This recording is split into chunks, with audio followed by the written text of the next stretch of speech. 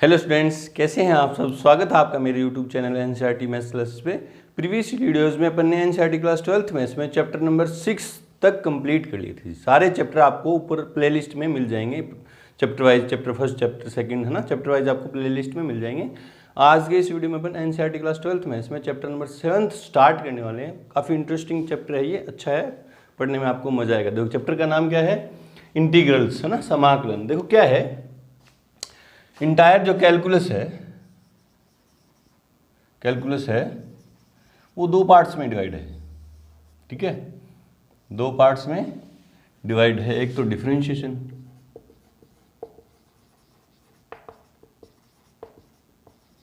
मतलब जो अपन ने पढ़ी है अवकलन, उसमें क्या पढ़ा था, डिफरेंशिएशन निकालना सीखा था। फिर अपन ने एप्लीकेशन ऑफ डेरिवेटिव सीखे थे। ठीक है, दूसरी है इंटीग्रेशन, जो भी अपन चैप्टर नंबर 7 में पढ़ने वाले हैं, समाकलन। ठीक है, थोड़ा सा रिवाइज करते हैं। डिफरेंशिएशन में अपन ने क्या देखा था, y इक्वल्स टू कोई फंक्शन अपन को गिवन था। ठीक है, तो अपन ने क्या निकाला था, dy ओवर dx, है ना, मतलब f डैश x निकाला था। मतलब ये क्या कर रहा था, इसका क्या मतलब था, क्या था कि rate of change of y with respect to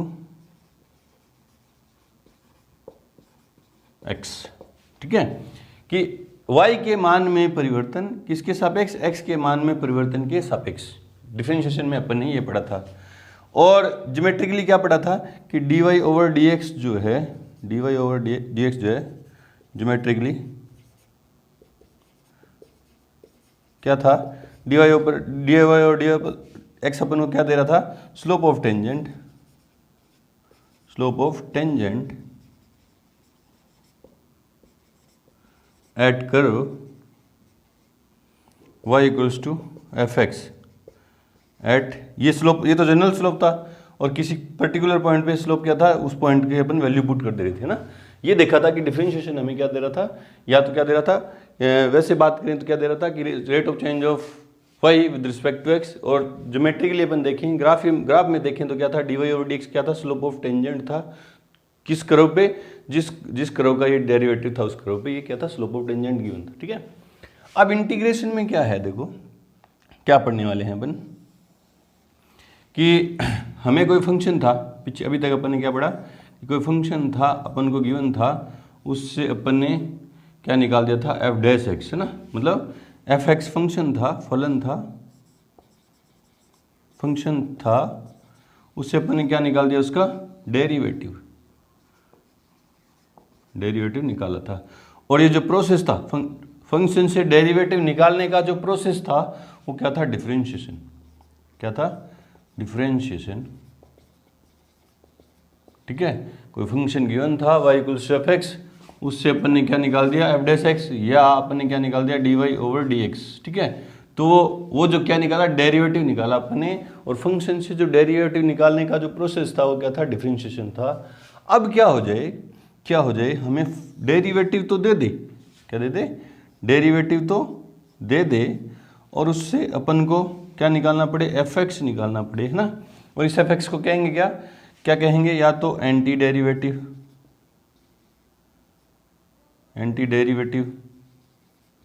ठीक है, एंटी डेरिवेटिव, या क्या कहेंगे, इंटीग्रल, या क्या कह देते हैं, प्रिमिटिव। ठीक है, डेरिवेटिव दे दिया आपको, उससे आपको क्या निकालना पड़े, फंक्शन, है ना। और उस फंक्शन को क्या कहेंगे, या तो इस डेरिवेटिव का एंटी डेरिवेटिव बोल दो, इस डेरिवेटिव का इंटीग्रल बोल दो, या इस डेरिवेटिव का क्या बोल दो, प्रिमिटिव बोल दो। मतलब फंक्शन फाइंड करना है ना। इंटीग्रेशन में क्या करेंगे अपन, फंक्शन फाइंड करेंगे। ये तो डिफरेंशिएशन था। और ये जो डेरिवेटिव से एंटी डेरिवेटिव फाइंड करने का जो प्रोसेस है, वो क्या कहलाता है, इंटीग्रेशन।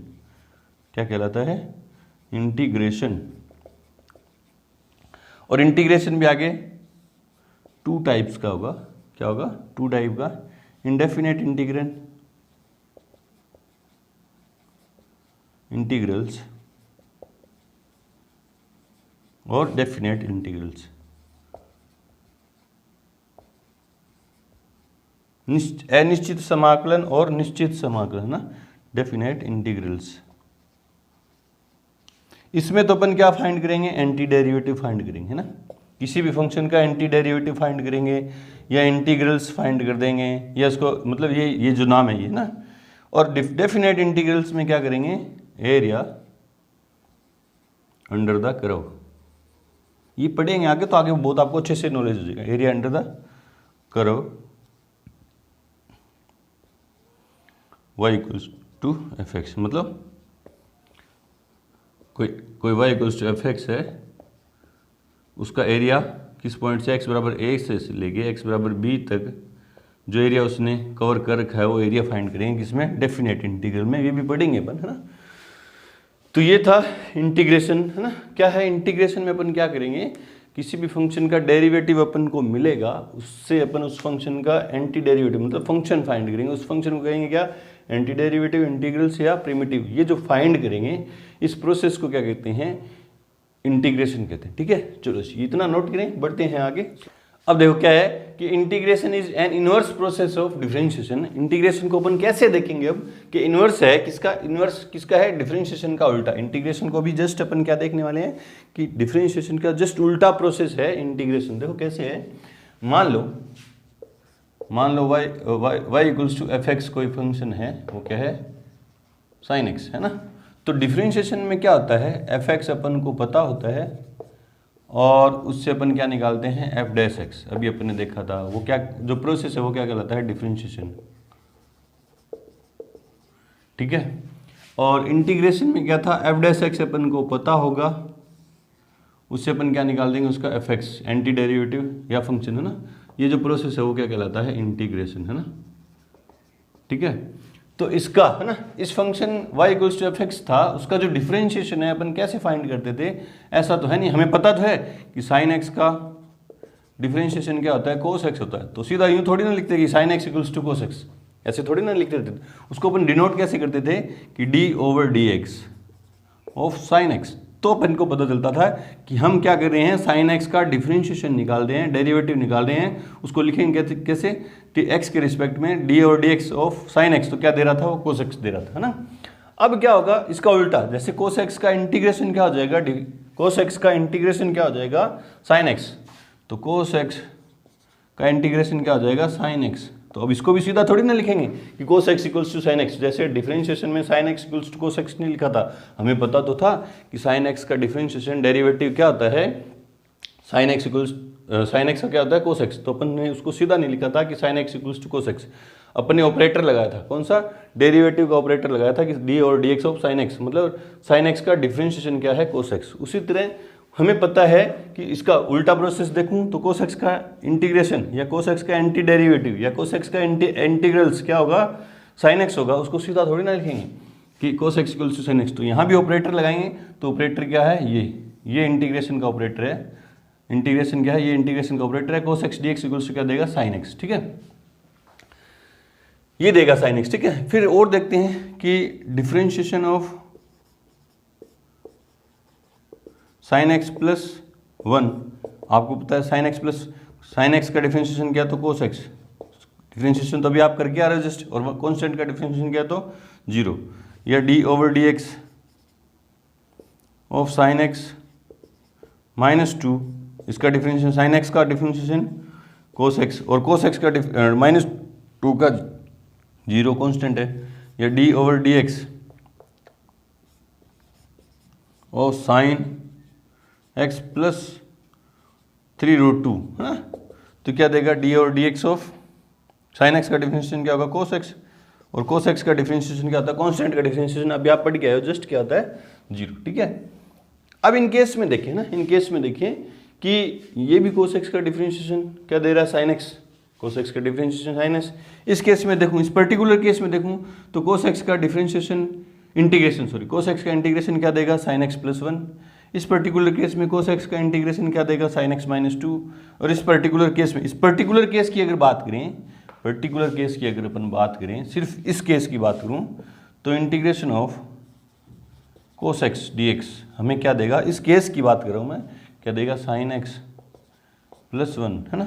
इस पर्टिकुलर केस में integration of cos x dx equals to क्या देगा sin x माइनस 2। इस पर्टिकुलर केस में इंटीग्रेशन, ये क्या होगा इंटीग्रेशन है ना, जैसे s है उसको थोड़ा सा लंबा खींच दो है ना, ये इंटीग्रेशन ऑफ cos x, इसका ही तो करें। फिर डिफरेंशिएशन का उल्टा प्रोसेस करें तो ये देखो इस फंक्शन का डेरिवेटिव ये था, तो इस डेरिवेटिव का इंटीग्रेशन इंटीग्रल क्या होगा, ये तो होगा। इस डेरिवेटिव का इस पर्टिकुलर केस में इस डेरिवेटिव का इंटीग्रल क्या होगा sin x माइनस 2। इस डेरिवेटिव का इंटीग्रल क्या होगा sin x plus cos x dx क्या होगा sin x प्लस 3√2। ये तो पर्टिकुलर केस की बात है, तो ये बात जच रही है कि हाँ ये होगा सर, है ना। लेकिन जब हमें सीधा ही मिलेगा कि cos x का डेरिवेटिव फाइंड करो, एंटी डेरिवेटिव फाइंड करो, तो हम कैसे बता पाएंगे कि cos x का डेरिवेटिव, सिर्फ हमें ये cos x दिया, इधर मत करो, इन फंक्शन पे मत जाओ ना, हमें क्या दिया है सिर्फ cos x दिया है। cos x का एंटी डेरिवेटिव अपन को फाइंड करना, तो ये होगा या ये होगा या ये होगा ना। क्या होगा cos x का एंटी डेरिवेटिव क्या होगा, तो तब अपन जनरलाइज क्या करेंगे, एक c कांस्टेंट ऐड करेंगे इंटीग्रेशन में, इंडेफिनेट इंटीग्रेशन में, इंडेफिनेट इंटीग्रेशन में अपन क्या करेंगे, एक कांस्टेंट ऐड करेंगे है ना, एक कांस्टेंट ऐड करेंगे। ये जो कांस्टेंट है सारी वैल्यू होल्ड कर लेगा ना। कैसे होल्ड की सर, कि इस पर्टिकुलर केस में c का मान कितना हो गया 0 हो गया, इस पर्टिकुलर केस में c का मान कितना हो गया 1 हो गया, इस पर्टिकुलर केस में c का मान कितना हो गया -2 हो गया, इस पर्टिकुलर केस में c का मान कितना हो गया 3√2 हो गया। मतलब ये c जो है क्या है, इंटीग्रेशन कांस्टेंट बोलते हैं इसको, क्या करते हैं, क्या बोलते हैं, इंटीग्रेशन कांस्टेंट बोलते हैं। ये सारी वैल्यूज होल्ड कर लेता है ना, क्या कर लेता है सारी। तो अब जब भी अपन किसी भी इंडेफिनेट इंटीग्रल्स में, इंटीग्रेशन में किसी भी फंक्शन का एंटी डेरिवेटिव फाइंड करेंगे, तो अपन क्या कहेंगे, उसमें एक कांस्टेंट ऐड करेंगे, और वो कांस्टेंट क्या कहलाता है, कांस्टेंट ऑफ इंटीग्रेशन। अब यहाँ देखो क्या है, ये जो वैल्यू है ना, इस केस में ये जो वैल्यू cos x जो है वो क्या कहलाता है, इंटीग्रैंड है ना, इंटीग्रैंड कहलाता है, जिसका अपन एंटी डेरिवेटिव फाइंड कर रहे हैं वो है ना। और x क्या है, ये तो क्या है ऑपरेटर है, ये तो क्या है ऑपरेटर, कौन सा, इंटीग्रेशन ऑपरेटर। और x क्या है, वेरिएबल ऑफ इंटीग्रेशन, किसके रिस्पेक्ट में इंटीग्रेशन करें अपन, जैसे यहाँ किसके रिस्पेक्ट में डिफरेंशिएशन कर रहे थे x के, तो उसी तरह किसके रिस्पेक्ट में इंटीग्रेशन कर रहे हैं, तो x के रिस्पेक्ट में, तो वेरिएबल ऑफ इंटीग्रेशन, ठीक है। और ये क्या है sin x क्या है, इंटीग्रल्स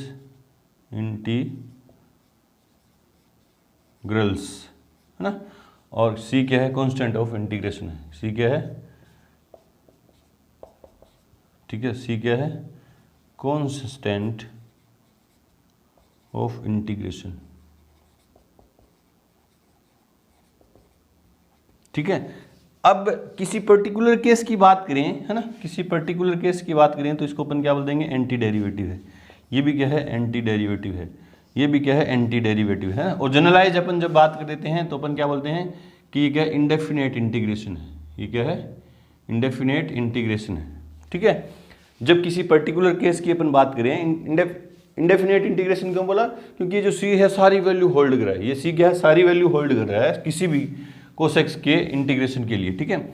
और ये एंटी डेरिवेटिव क्यों बोल रहे हैं, क्योंकि ये जो वन है सिर्फ इस पर्टिकुलर केस के लिए, तो इस पर्टिकुलर डेरिवेटिव का एंटी डेरिवेटिव ये है, इस पर्टिकुलर डेरिवेटिव का एंटी डेरिवेटिव ये है, इस पर्टिकुलर डेरिवेटिव, ये डेरिवेटिव तो है ना, डेरिवेटिव का, इस पर्टिकुलर डेरिवेटिव का, इसका सॉरी इसका नहीं, इसका, इस पर्टिकुलर डेरिवेटिव का एंटी डेरिवेटिव ये है, इसका ये है, इसका ये है ना। इस तरह से इस पर्टिकुलर केस की बात चले तो अपन क्या बोल देते हैं, एंटी डेरिवेटिव। और जनरलाइज जब बोलेंगे तो अपन क्या बोलेंगे, इंडेफिनेट इंटीग्रेशन, ठीक है। चलो देखते हैं आगे, बढ़ते हैं आगे, उससे पहले वीडियो को रोकें और नोट करें। तो एंटी डेरिवेटिव के प्रोसेस के रूप में देखें, देखो D over d x of F x, capital F x, हमें मान लो क्या दे रहा है, एफ एक्स दे रहा है ना, कोई फंक्शन ही तो देता है भी, ये कोई फंक्शन है, उसका डेरिवेटिव जो है, जैसे साइन एक्स है, D over d x of sine x, क्या दिया कोस एक्स, तो ये कोई फंक्शन है, उसका भी डेरिवेटिव कोई फंक्शन ही तो आया। तो देखो ये है डी और D x of capital F x क्या दे रहा है हमें, एफ एक्स दे रहा है, तो इसका integration F x d x का इंटीग्रेशन हमें क्या देगा, कैपिटल एफ एक्स प्लस सी देगा, मतलब कोई कांस्टेंट ऐड हो जाएगा उसमें, इंटीग्रेशन कांस्टेंट ऐड हो जाएगा। ठीक है, ये बात थी। चलो अब देखते हैं अपन फॉर्मूले, क्या देखते हैं, फॉर्मूले।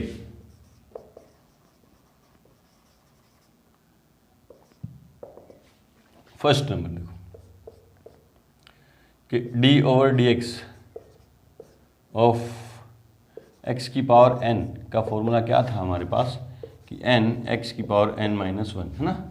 उसी तरह क्या हो जाएगा, डी इंटीग्रेशन ऑफ एक्स की पावर एन डी एक्स क्या हो जाएगा, एक्स की power n plus one upon n plus one. बोलो सर ये फॉर्मूला आया कहाँ से, है ना। तो देखो कहाँ से आया, मान लो d over d x of x की power n plus one upon n plus one का मैं इसका डिफ्रेंशिएशन करूँ तो देखो क्या आएगा, क्या आएगा, देखो इसका डेरिवेटिव, ये तो कांस्टेंट है, अपॉन में पड़ा है, एन प्लस वन तो कांस्टेंट, इसका डिफ्रेंशिएशन करूँगा तो पावर आगे, इस फॉर्मूले से पावर आगे आएगी, पावर आगे आएगी, तो एन प्लस वन एक्स की पावर एन प्लस वन पहले तो थी और माइनस वन, है ना, माइनस वन, तो ये इससे ये कैंसिल आउट, ये वन से वन कैंसिल आउट किया, एक्स की पावर एन। ठीक है, एंटी डेरिवेटिव के रिवर्स प्रोसेस, इनवर्स प्रोसेस की फॉर्म में देखूं तो देखो इसका डिफरेंशिएशन क्या था, किसका, एक्स की power n plus one upon n plus one का डिफरेंशिएशन क्या था, एक्स की पावर एन, और एक्स की पावर एन का मैं इंटीग्रेशन करूं तो क्या देगा मेरे को, ये तो देगा, वही लिखा मैंने, और प्लस में क्या आएगा, सी, क्या आएगा, सी, ये क्या है, इंटीग्रेशन कांस्टेंट। इस फॉर्मूले से जैसे मैं इंटीग्रेशन करूंगा किसका, एक्स स्क्वायर का डी एक्स, है ना, क्या होगा, एक्स की पावर बढ़ जाएगी, दो प्लस एक कितनी हो जाएगी, तीन, और अपॉन में कितना आ जाएगा, दो प्लस एक तीन आ जाएगा। इस फॉर्मूले से मैं करूँगा डिफरेंशिएशन किसका, एक्स क्यूब का, तो क्या आ जाएगा, एक्स की पावर फोर अपॉन में क्या आ जाएगा, फोर। इससे मैं डिफरेंशिएशन करूँगा रूट एक्स का डी एक्स, तो क्या आ जाएगा, एक्स की power one plus two plus one, power बढ़ेगी ना, पावर क्या होगी, बढ़ेगी, अपॉन में रूट का मतलब पावर हाफ ही था, अपॉन में one by two plus one, क्या आ जाएगी, एक्स की पावर प्लस में सी सब में आएगा ना, प्लस में सी, तो क्या आ जाएगा, एक्स की पावर दो, एक तीन बट्टा दो, बट्टा में तीन बट्टा दो आएगा, जो तीन तो नीचे और दो ऊपर चला जाएगा। इस तरह से करेंगे ना इंटीग्रेशन इस फॉर्मूले से एक्स की पावर का। चलो जी, फिर देखते हैं क्या कि d over d x of किसी कांस्टेंट का डिफरेंशिएशन क्या होता है, जीरो होता है ना। तो इंटीग्रेशन ऑफ किसी जीरो का, इंटीग्रेशन किसका, जीरो का डी एक्स क्या देगा मुझे, कोई कांस्टेंट देगा। ठीक है, number third, D over d x of x क्या दिया, कोई कांस्टेंट देता है ना, क्या देता है, कांस्टेंट, या वन दे रहा है, वन मतलब वन दे रहा है ना, और तो integration of one D x क्या देगा, एक्स प्लस सी। बोले सर कैसे दिया, देखो ये कांस्टेंट है, इसके मल्टीप्लाई में मैं यूँ मान सकता हूँ ना, इसके मल्टीप्लाई में वन एक्स की पावर जीरो, है ना, वन चाहे लिखो चाहे मत लिखो, यहाँ को एक्स की पावर जीरो का मान क्या होता है, वन होता है। अब इसका डिफरेंशिएशन करूँ इस फॉर्मूले से, ये कहाँ से आया, इस फॉर्मूले से निकल गया, देखो कैसे, एक्स की पावर जीरो है ना, तो इसका डिफरेंशिएशन करूँगा इस फॉर्मूले से, तो एक्स की पावर जीरो प्लस वन और अपॉन में जीरो प्लस वन और प्लस में सी, क्या आया, एक्स प्लस सी। इस फॉर्मूले से ही इसका डिफरेंशिएशन निकल गया। ठीक है जी, चलो जी, fourth number, d over d x of sine x का क्या आया, कोस एक्स, तो integration of cos x d x क्या आएगा, साइन एक्स प्लस सी। ठीक है, और number fifth, d over d x of cos x क्या आया, माइनस के साइन एक्स, है ना, तो यहाँ से integration of sine x d x क्या आएगा, माइनस के कोस एक्स प्लस सी। ये माइनस साइन एक्स का करूँगा, साइन एक्स का करूँगा तो साइन माइनस इधर आ जाएगा। ठीक है, फिर D over d x of क्या था, टेन एक्स, तो क्या था, सेक स्क्वायर एक्स। ये फॉर्मूले किसके बेस पे करें अपन, as a reverse process of differentiation, तो सेक स्क्वायर एक्स dx का डिफरेंशिएशन क्या आ जाएगा 10x प्लस सी, फिर d over dx of cot x तो क्या था माइनस के कोसेक स्क्वायर x, तो integration of cosec square x dx क्या आएगा माइनस के कोट x प्लस सी, फिर 7th number d over dx of sec x क्या था sec x 10x, तो integration of sec x 10x dx equals क्या आएगा sec x प्लस सी, ठीक है। फिर 8th number d over dx of cosec x तो क्या था माइनस के कोसेक x कोट x, तो integration of cosec x cot x dx का क्या आएगा माइनस के कोसेक x प्लस सी, ठीक है। ये प्लस सी कॉन्स्टेंट, इंटीग्रेशन कॉन्स्टेंट है, ठीक है। तो आपने देखा था वहाँ डिफरेंशिएशन में अपने फॉर्मूले कैसे याद किए थे कि जिनका नाम, जिन ट्रिग्नोमेट्रिक फंक्शन का नाम सी से स्टार्ट हो रहा था उनके डिफरेंशिएशन में क्या आ रहा था माइनस आ रहा था। यहाँ क्या होगा कि जिन ट्रिग्नोमेट्रिक फंक्शन का डिफरेंशिएशन सी से स्टार्ट होकर आ रहा है, इंटीग्रेशन सी से स्टार्ट होकर आ रहा है, जैसे साइन एक्स का क्या आ रहा है माइनस कोस एक्स आ रहा है, कोसेक स्क्वायर का कोट एक्स और कोसेक एक्स कोट एक्स का कोसेक एक्स, सी से स्टार्ट होकर इंटीग्रेशन आ रहा है, तो जिनमें आ रहा है उनके आगे क्या लग जाएंगे माइनस लग जाएंगे। तो आपको याद करने के तरीके हैं जो आप खुद से बनाओगे। अभी बच गए हैं इंटीग्रेशन, बच गए हैं, देखो इंटीग्रेशन ऑफ 10x है ना, integration of cot x dx,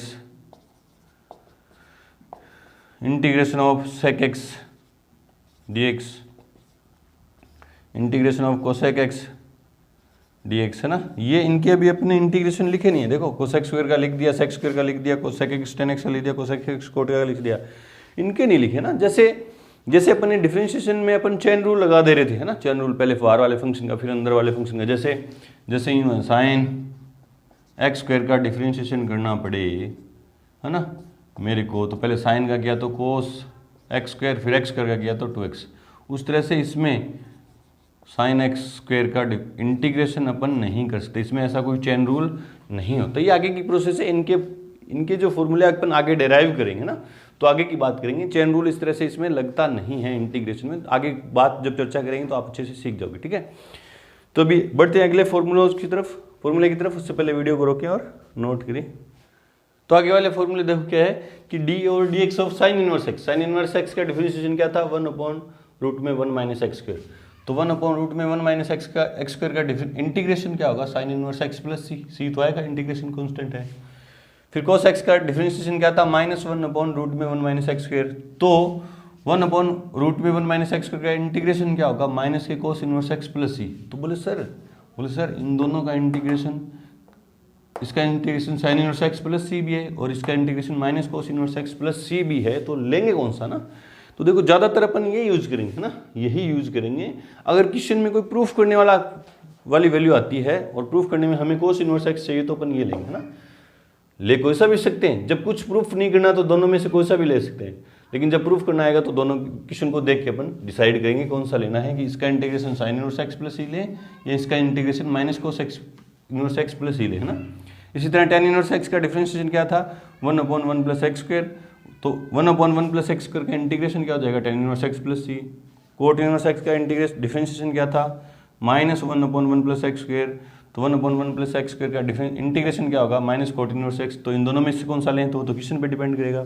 जब कोई नाम अपन को प्रूफ नहीं करना तो अपन ज़्यादातर ये यूज में लेंगे, ठीक है। इसी तरह इन दोनों का इंटीग्रेशन ये है, तो इन दोनों का इंटीग्रेशन क्या आएगा sec inverse x plus c भी हो सकता है और minus cos inverse x plus c भी हो सकता है ना, ठीक है। ई की पावर एक्स का डिफरेंशिएशन क्या था ई की पावर एक्स ये है, तो ई की पावर एक्स का इंटीग्रेशन भी क्या होगा ई की पावर एक्स प्लस सी हो जाएगा, ठीक है। log एक्स का डिफरेंशिएशन क्या था 1/x, तो 1/x का इंटीग्रेशन क्या हो जाएगा log x प्लस सी। अपन क्या देख रहे हैं integration as a inverse process of differentiation, उसी के हिसाब से हो रहा है ना। तो ए की पावर एक्स का डिफरेंशिएशन क्या था ए की पावर एक्स log a, तो ए की पावर एक्स का इंटीग्रेशन क्या हो गया ए की power x upon log a। बोले सर ये आया कहाँ से, देखो आया कहाँ से, देखते हैं ये फॉर्मूला आया कहाँ से। तो आपने देखा कि d over d x of a की पावर एक्स, है ना, तो आपने क्या लिखा था ए की पावर एक्स log a, है ना। मुझे ए की पावर एक्स का इंटीग्रेशन देखना ना, तो ये इधर मल्टीप्लाई में इधर आएगा तो डिवाइड में क्या जाएगा 1/log a d/dx of a की पावर एक्स। तो क्या आया ए की पावर एक्स। अब देखो ये कांस्टेंट है और आपने प्रॉपर्टी पढ़ी थी कि d/dx ऑफ के की पावर एक्स, तो क्या हो जाता था के बाहर आ जाता था, d/dx ऑफ अपन किसका निकाल रहे थे, किसी फंक्शन का, है ना। तो जैसे बाहर आ गया उसी तरह अंदर भी चला जाएगा, तो d/dx of 1/log a into ए की पावर एक्स, और ए की पावर एक्स ऊपर है, ठीक है, इक्वल्स टू ए की पावर एक्स। अब इसका इंटीग्रेशन करूँ मैं, किसका ए की पावर एक्स का इंटीग्रेशन करूँ एक्स के रिस्पेक्ट में, तो क्या देगा, क्या देगा, ये तो देगा ए की power x upon log a plus c. तो ये लिखा मैंने प्लस सी, क्या लिखना है प्लस सी। इस तरह से ये फॉर्मूला बन गया, ठीक है। चलो जी, अब देखते हैं geometric interpretation of indefinite integration, ठीक है। उससे पहले वीडियो को रोकें और नोट करें। अब है अनिश्चित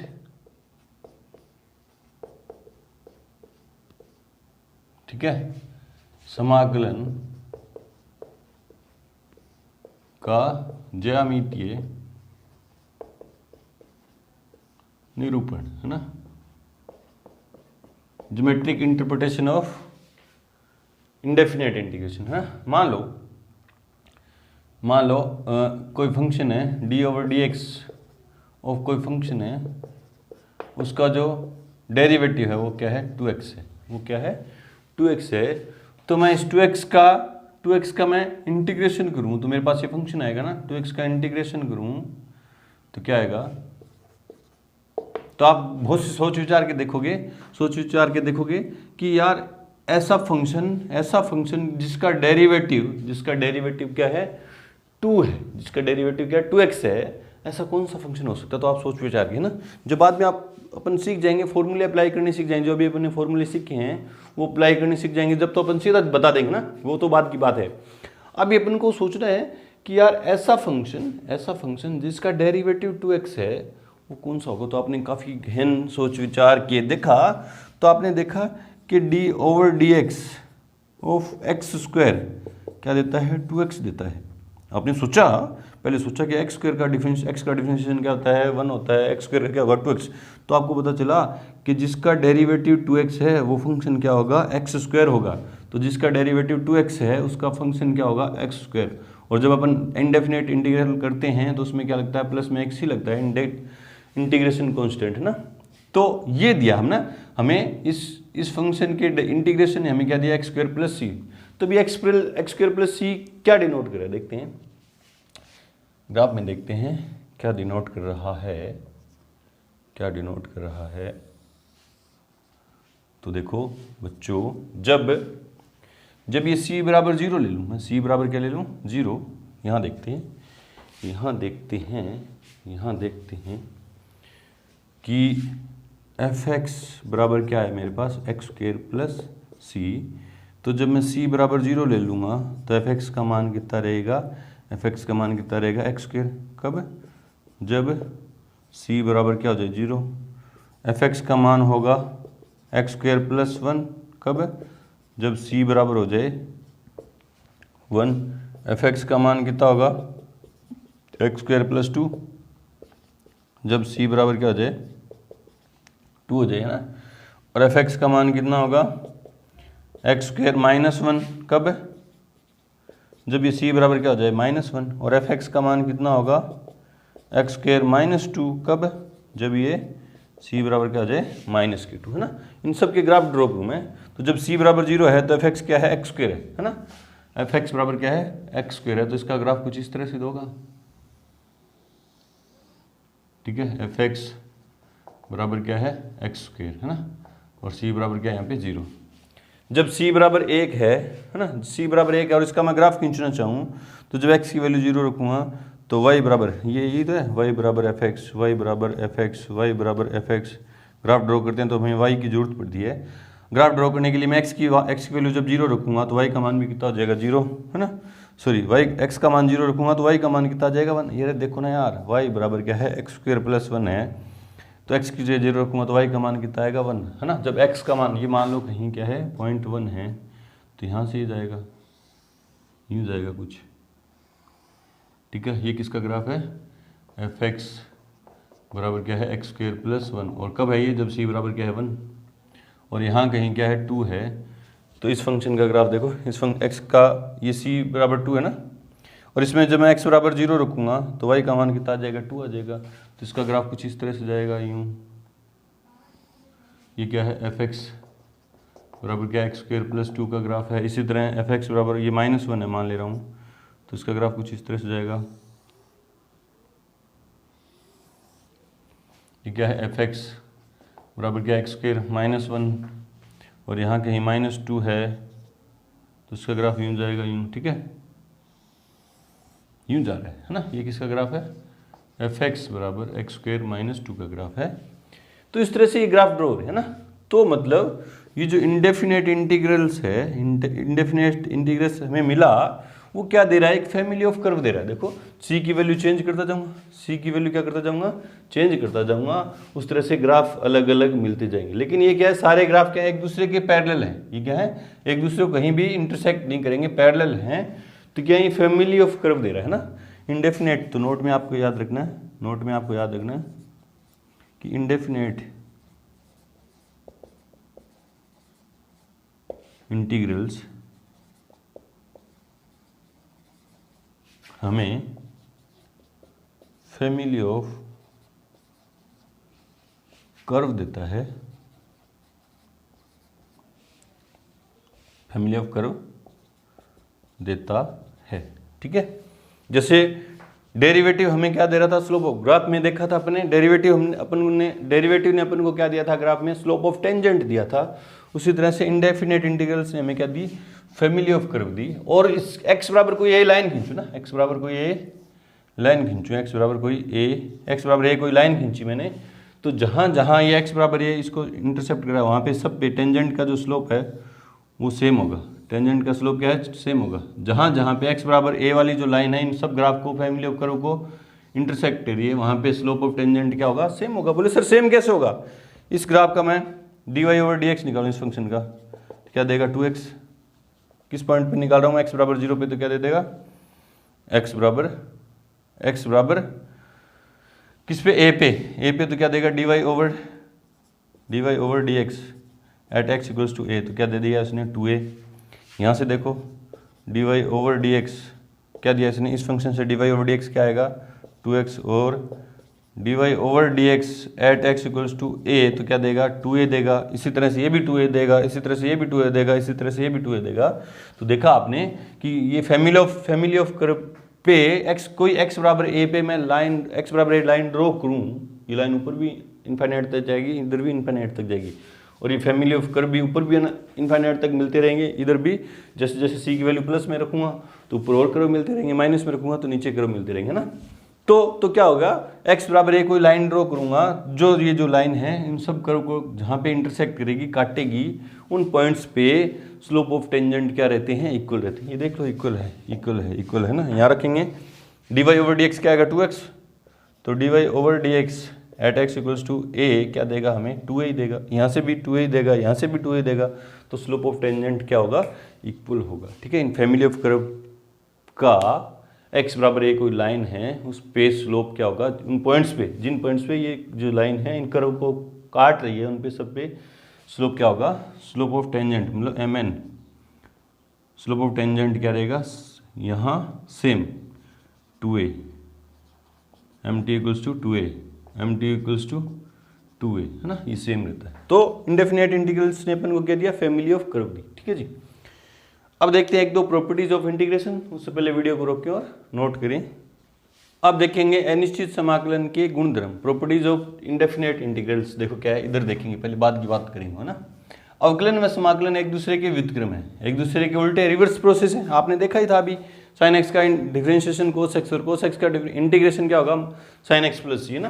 तो देखो किसी फंक्शन का इंटीग्रेशन करके, उसका डिफरेंशिएशन करके उसका इंटीग्रेशन करें अपन, इंटीग्रेशन करके डिफरेंशिएशन करें तो वो फंक्शन देगा, और किसी फंक्शन का डिफरेंशिएशन करके इंटीग्रेशन करें तो फंक्शन प्लस कोई सी कॉन्स्टेंट देगा, ठीक है।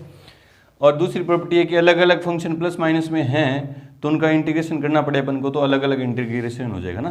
दो फंक्शन यूँ हैं अलग अलग और उनका अपन को डिफरेंशिएशन करना है, तो अपन क्या कर देंगे, उनका अलग अलग इंटीग्रेशन कर देंगे। प्लस माइनस में है तो अलग अलग सेपरेट कर देंगे, ठीक है। कोई किसी फंक्शन के मल्टीप्लाई में कोई कांस्टेंट है और हमें उसका इंटीग्रेशन करना है, तो कांस्टेंट क्या आ जाएगा, इंटीग्रेशन से बाहर आ जाएगा और अपन फंक्शन का इंटीग्रेशन कर देंगे, ठीक है। ये प्रॉपर्टी है, ऐसा कोई रूल नहीं है इसमें u इंटू वी, है ना। अभी नहीं पढ़ेंगे, अपन आगे देखते हैं, आगे देखेंगे क्या है, ठीक है। कंपेरिजन देखो, दोनों में कंपेरिजन क्या है, देखो डिफरेंशिएशन और इंटीग्रेशन में दोनों में कंपैरिजन क्या है कि दोनों ही फंक्शन पे अप्लाई होती है। डिफरेंशिएशन भी किसी फंक्शन का आता है, इंटीग्रेशन भी किसी फंक्शन का होगा, ठीक है। डिफरेंशिएशन हमें क्या देता है, स्लोप ऑफ टेंजेंट देता है। इंटीग्रेशन हमें क्या देगा, एरिया अंडर द कर्व, किस में देगा, डेफिनेट इंटीग्रल्स में देगा। और फैमिली ऑफ कर्व किस में देगा, इंडेफिनेट इंटीग्रल्स में देखा था। अभी अपन ने देखा था कि इंडेफिनेट इंटीग्रल्स का ज्योमेट्रिक इंटरप्रिटेशन क्या था, एक फैमिली ऑफ कर्व दे रहा था हमें, ठीक है। तो डिफरेंशिएशन तो हमें देता है स्लोप ऑफ टेंजेंट, और ये देता है इंटीग्रेशन क्या देता है, एरिया अंडर द कर्व, कब, डेफिनेट इंटीग्रेशन में। और फैमिली ऑफ कर्व कब देगा, इंडेफिनेट इंटीग्रेशन में, ठीक है। जैसे अपन ने देखा था कि सभी फंक्शन का डेरिवेटिव मौजूद नहीं होता, कई फंक्शन के डेरिवेटिव नहीं निकाल पाते अपन, उसी तरह से not all function R integrable, उसी तरह से सभी फंक्शंस के अपन इंटीग्रेशन भी नहीं कर सकते, इंटीग्रल मौजूद नहीं होंगे। जैसे अपन ने देखा था कि अगर किसी फंक्शन का डिफरेंशिएशन मौजूद है, अपन डिफरेंशिएट कर सकते हैं, तो जो डेरिवेटिव आता है वो क्या होता है, यूनिक होता है। लेकिन यहाँ इंटीग्रेशन अपन करेंगे तो जो इंटीग्रल आएगा वो यूनिक नहीं होता, वो एक फैमिली ऑफ कर्व बताता है। कांस्टेंट इंटीग्रेशन, कांस्टेंट अपन ऐड करते हैं ना, वो एक फैमिली को बता रहा है, किसी पर्टिकुलर फंक्शन को नहीं बता रहा, वो फैमिली बता रहा है, तो यूनिक नहीं होता, ठीक है। पॉलिनोमियल फंक्शन की अपन जब डिफरेंशिएट करते हैं तो उसकी डिग्री कम होती है। देखो जैसे D over d x of x cube किया तो क्या आया उसने, 3x² है। और x की पावर 4 का मैंने डिफरेंशिएशन किया तो क्या आया, 4x³ आया, है ना। तो जिस फंक्शन का अपन पॉलिनोमियल फंक्शन का अपन डिफरेंशिएशन कर रहे हैं, तो जो आंसर आ रहा है मेरे पास, उसकी डिग्री कम होती जा रही है, घट रही है। डिग्री क्या हो रही है, डिग्री मतलब घात क्या हो रही है, कम हो रही है ना। पॉलिनोमियल फंक्शन की डिग्री कम होती है, किसमें, डिफरेंशिएशन में। इंटीग्रेशन में पॉलिनोमियल फंक्शन की डिग्री क्या होगी, बढ़ेगी। देख लो x³ का डिफरेंशिएशन क्या होगा, x की power 4 plus upon 4 plus c, formula है ना, फॉर्मूला है भाई, फॉर्मूला है, ये देखो यहाँ से फॉर्मूला है इंटीग्रेशन ऑफ x की पावर n dx क्या होता है, x की power n plus 1 upon n plus 1 plus c। तो इस फॉर्मूले से पावर बढ़ेगी। x की पावर 4 का इंटीग्रेशन क्या होगा, x की पावर 5 अपॉन 5 प्लस c। मतलब इंटीग्रेशन होने के बाद किसी फंक्शन, पॉलिनोमियल फंक्शन का इंटीग्रेशन होने के बाद जो फंक्शन आ रहा है उसमें घात बढ़ रही है, डिग्री क्या होती है, बढ़ती है। चलो जी, अब करते हैं एग्जाम्पल्स। उससे पहले वीडियो को रोकें और नोट करें।